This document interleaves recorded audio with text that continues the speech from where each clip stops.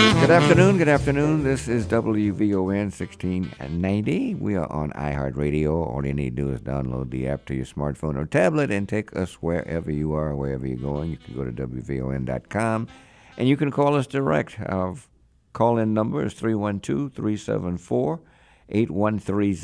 312-374-8130. And we are pleased to continue America's Heroes Group. Truth to Power, and where we help, of course, people who are veterans and doing a great job. I'm the host, Cliff Kelly. Our executive producer is Glenda Smith. Our digital media producer is Manny Corazari.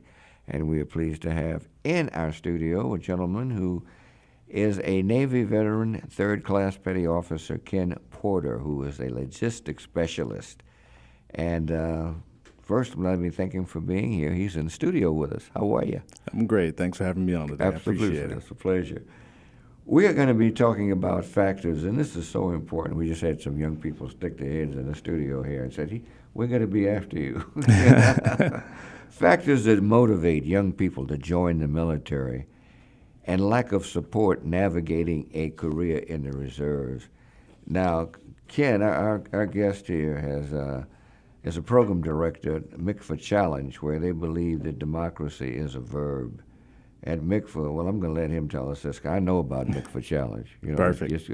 I know about it. It's just a great thing, the whole MICFA Challenge. But first, tell us a little bit about yourself, and then talk about MICFA.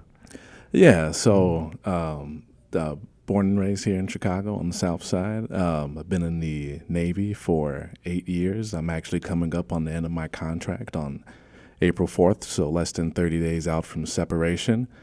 Joined when I was 18, so I'm only 26 right now, so I'm still pretty young. But yeah, it's a little bit about me. The organization I work for, MICFA Challenge, is an organization that I've been involved with ever since I was in high school. What we do is we work with young people to get them involved authentically in civic engagement and civic action. I think that's a word a lot of people throw around, getting involved in your community, but we give students like real opportunities. So that means when you're in an election cycle like now, we take students campaigning for different candidates, running for office, all the different candidates. And when we're not in an election cycle, help students and teachers execute action projects in their schools. So, if they don't like the lunchroom food, or if they want to go to Washington, D.C. to lobby legislators, we do projects big and small and everything in between. So, like I said, I did this program when I was in high school, and, a path through the military and other jobs, and ended up back at the organization.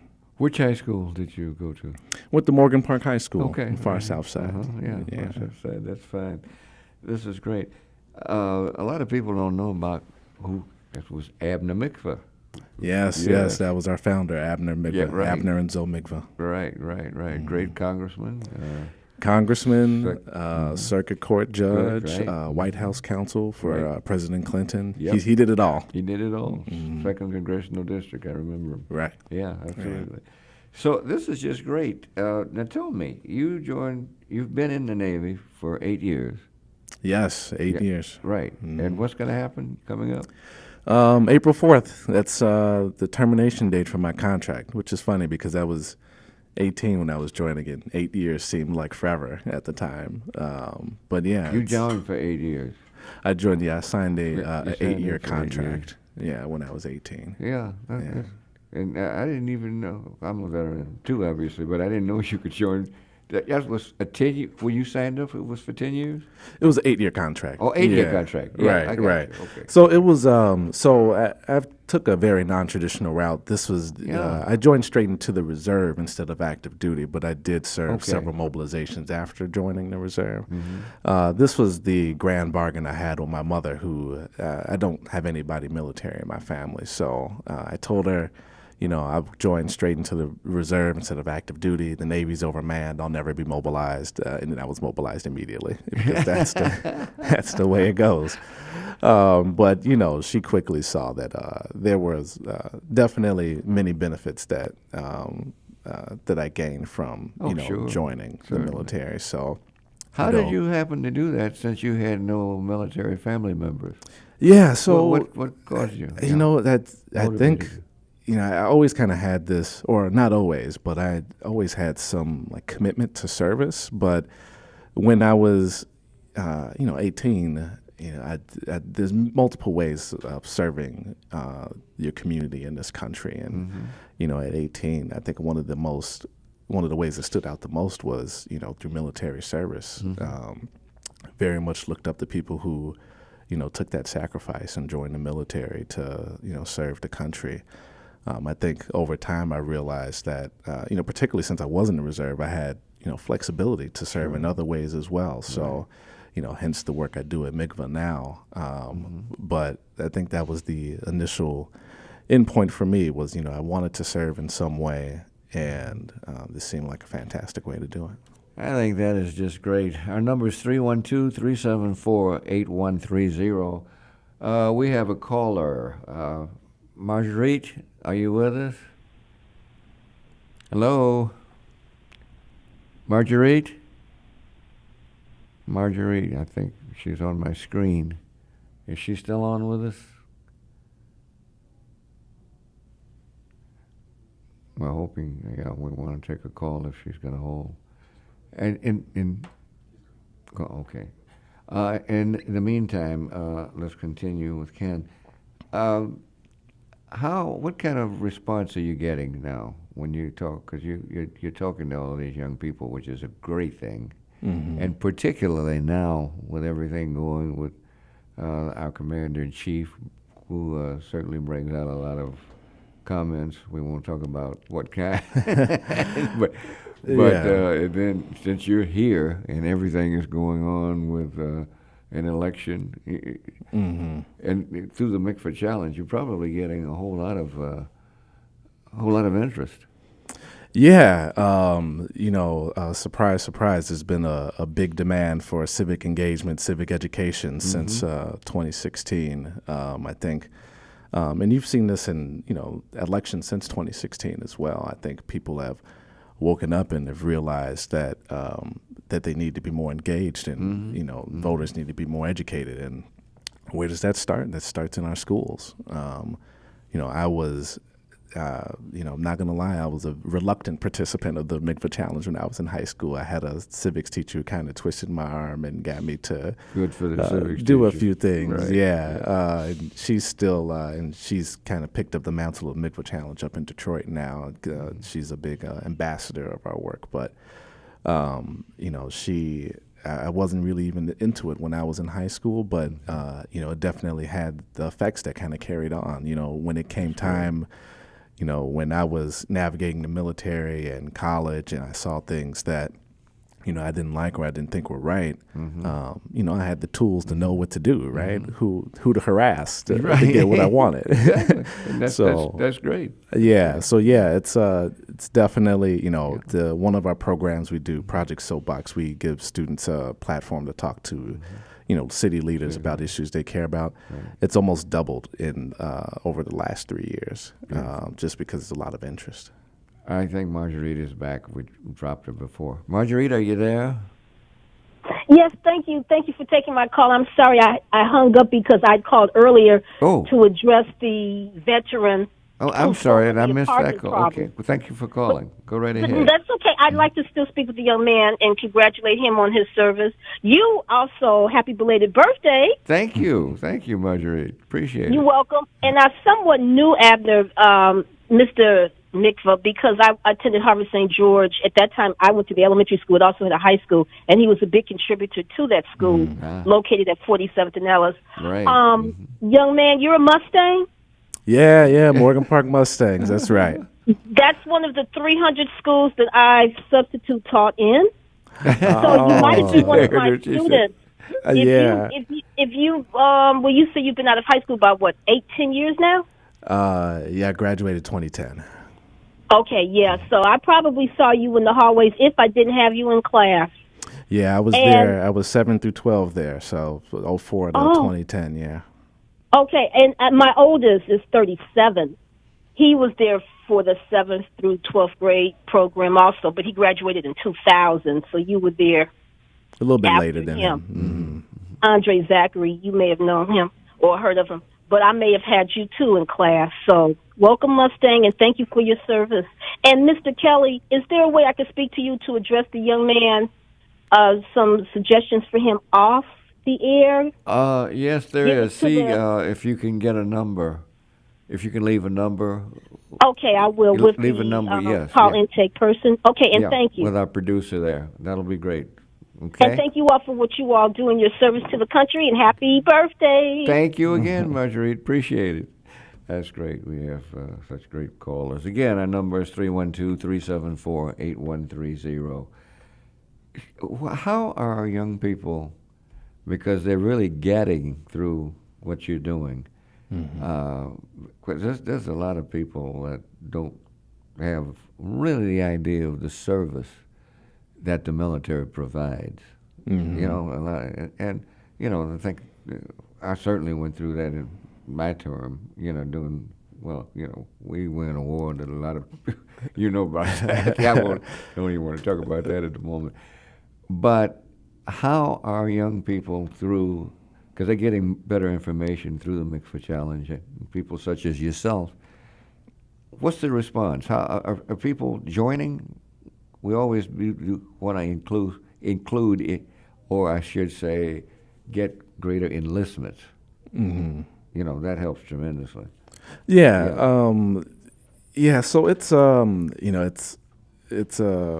know, we work with young people, so naturally, many of them, juniors and seniors in high school, are navigating, you know, what's next for them. And since I work with that crowd regularly, you know, I do have students who come up to me who are, you know, considering joining the military, and you know, want to know about my experience because you know, they see me and they're like, oh, okay, he turned out all right, so you know, Yeah. this must be an all right thing to do.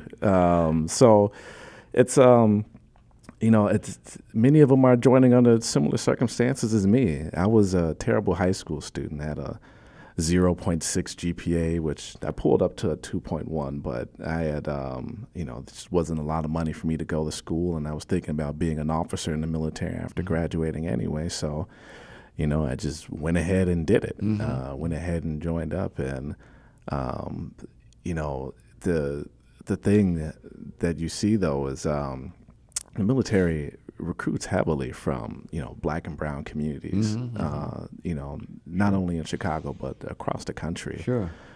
You know, for a variety of reasons. And, you know, there's definitely some good, but, you know, there's definitely just a lot of misinformation and not a lot of support, right? So, you know, I'm really happy that I'm able to kind of be there to kind of fill in the gaps between, you know, what they see on the military websites and, you know, and the kind of fill in some more truth to some of the things that the recruiters are telling them. Yeah, misinformation. You're absolutely right on that. Yeah, it's not necessarily that recruiters lie. It's you know, I know for me, you know, I couldn't swim when I was going in, and you know, they were like, "Oh, there's former Navy SEALs and Olympians who are going to be there to help you," but you know, what that meant was there was a guy standing on the edge of the pool with a 20-foot pole, you know, telling me not to drown.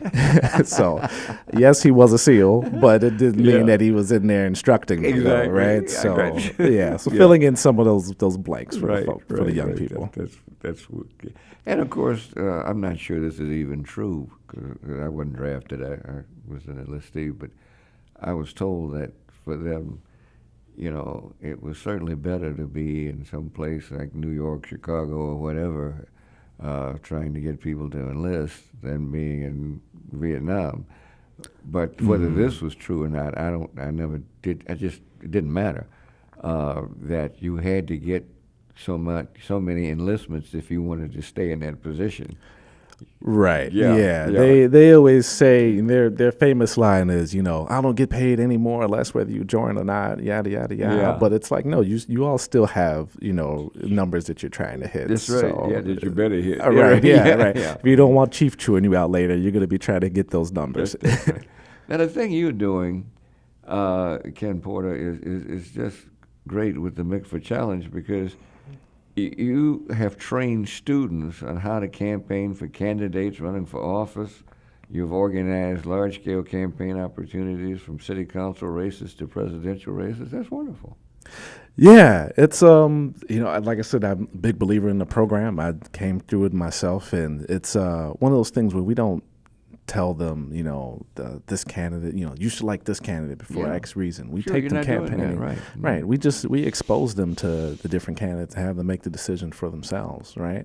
And there's definitely candidates. Young people can see through lies and deceit very easily. So, it's taking them there and seeing how it's run. Once you get involved at that age, you'll be a lifelong participant. That's just the way it is. You'll vote every time. You'll be involved in your community. That's true. And yeah, that's why we do it. Once you start that, once you get them involved, they're going to continue it. Right. Yeah. Exactly. That's great. And we have some. I'm sure you're getting a whole lot of interest in this election coming up, which is going to be historic. Yeah. We're the city election has been historic, but then also the presidential election as well has been historic. And we get involved in every single election, So right now the city one is a big deal where we have a runoff in many wards and on the mayoral level as well. So on weekends we take students door knocking and we go to individual schools, and one thing we do is, we don't, wait for the students to find us. We go and find them because, there was me at these schools, right? The kid who, wasn't necessarily interested, but, the civics teacher poked me enough and I got interested, right? So we do our best to go to, the schools and, and not just the, selective enrollments, we work with them too, but we definitely try and go to schools where students aren't having their voices heard and give them, a platform to talk to city leaders and talk to campaigns and hold them accountable. Are you, is that a 501c3 or not? Yes, it is a C3. So you can't push a candidate. No. Right. No. I figured, no. That's what I thought it was. Right. Yeah. Which is the way to go. Oh, sure it is. Right? Sure it is. Just they need to make get the all the decision information for out on themselves. all candidates. Yeah. Exactly. Right. Exactly. And then you let the individuals. How do they decide, for instance, to go out and campaign? Do they make the decision as who they're going to campaign for? Yeah, that's a great question. So, being in a very democratic city and taking students to, non-democratic candidates, we always try and just tell the students that, look, you need to, give it a try, see what they have going on in this operation. And, if there's a student that's, just super opposed to a candidate, we're not going to make them go out there. But sure, if you tell students to have an open mind to see what the other side has going on, we almost have no issues. Students will go try it out, and what they find more times than not is that there are regular humans on that other side who are very nice and caring, and who are just fighting for something that they believe in, and it's just a humanizing experience. For them, which I think is so important at that age to, not get rooted in some, we're over here and those folks are over there, but to realize that we're all just folks, right? And we just have different ways about, getting to the same goals. Ken Porter, now how does that, about the MICFA Challenge and what a great job you really do with civics and so forth, civic involvement. How do we lead into the military? Yeah, so we, as I mentioned, we try and help students, figure out what their next step is. So that may be college for a lot of them, but a lot of students it's not. So, I try and talk to a lot of students one-on-one with that. But it's very much a very personal decision, and I always try and tell them about my personal experience and some of the things that I've faced, particularly me coming straight into the reserve. There's just not a lot of support for reservists as they join the military, after they get in. When you join into active duty, you have, folks, staff people who are, taking care of a lot of stuff for you. But when you join straight into the reserve, you're just kind of thrown into the fire. You show up at some reserve center, and everybody's talking in code that you don't understand, and And if you don't get up to speed real fast, then your career is going to suffer. Yeah. You know, and I know that my first couple years in the reserve, my evaluations weren't exactly stellar because I wasn't doing a whole lot, and I didn't know what to do. I didn't know how to navigate all the different systems. And you see it time and time again where you have people joining the military, and unfortunately, we're not in a time of expansion for the military. So you see people that are, kind of, coming in with high hopes for serving their country, but then kind of getting chewed up by the machine and spit out pretty quickly, unfortunately. Yeah. They may not want to build a wall. Yeah, right. Yeah, In Mexico. that's another thing I always try and tell students that this seems glamorous right now, but chances are, and especially if you're thinking about making this a career thing, there's going to be in that career time, there's going to be a commander in chief that may not jive with your That's right. particular Yeah, politics, right? And are you going to be okay with that? You've been across Southeast Asia. Yeah, you're right. So I first was mobilized to Sasebo, Japan, but also mobilizations to Manila, Philippines, in Singapore. I've been to Malaysia as well. But yeah, pretty much all over Southeast Asia. See if we